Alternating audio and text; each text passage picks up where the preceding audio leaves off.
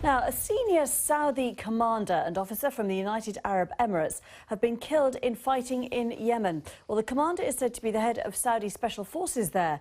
The two were killed during fighting between the Saudi-led coalition and the Houthi militia in the south of the country. It comes ahead of scheduled peace talks on Tuesday between Houthi rebels and the Yemeni government.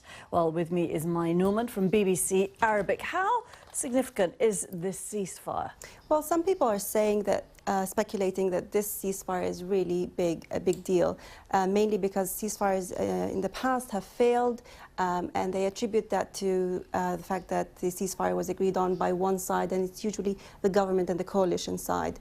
This time, both sides have said clearly that they will commit to the ceasefire, and both sides have said are going to the talks in Switzerland with the aim of ending and finding a solution to this conflict.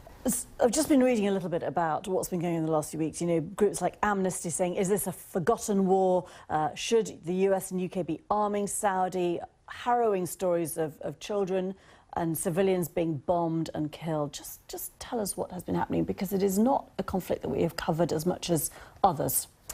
So for the past 9 months, this conflict has been going on, and Yemen is on the verge of famine. Each part of Yemen is facing a different threat. Sana'a is bombarded daily by the airstrikes.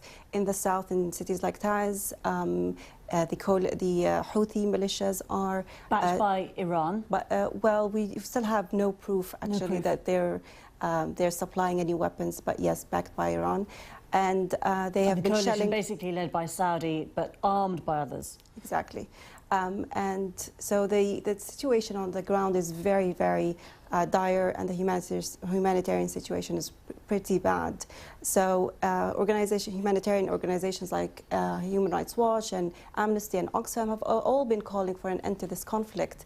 And if you look at what's happening on the ground, both sides seem to be losing the war, because on one side you've got the Houthis, who are nowhere closer to their aim of ruling the whole country as they wanted, and the coalition from the other side is losing men, as you've mentioned, and also making little progress on the ground. And both sides are losing face in front of the international community, because while they're still fighting, the Yemeni people are the ones who are suffering. Can I just ask you a fundamental question? Why did this start? I mean, because it's been rumbling for a long time. Yemen's been incredibly poor and unstable for a long time.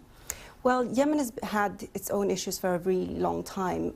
This started back in August when the Houthis, a rebel force from the north of the country, stormed into the capital, took control over the capital, and basically that's when the president, Abdurrabbu Mansour Hadi, had to flee to Aden, and then from Aden he fled to Saudi Arabia, and that caused chaos in the country. This is a country that had very little infrastructure, very poor infrastructure, and a weak state. So when they stormed in the capital, they took control easily, and that just caused chaos after that. And then that's when Saudi Arabia and the coalition that it formed started bombing the capital city and different cities. And thousands have died, haven't they? May, thanks very much indeed for explaining that. Thank you.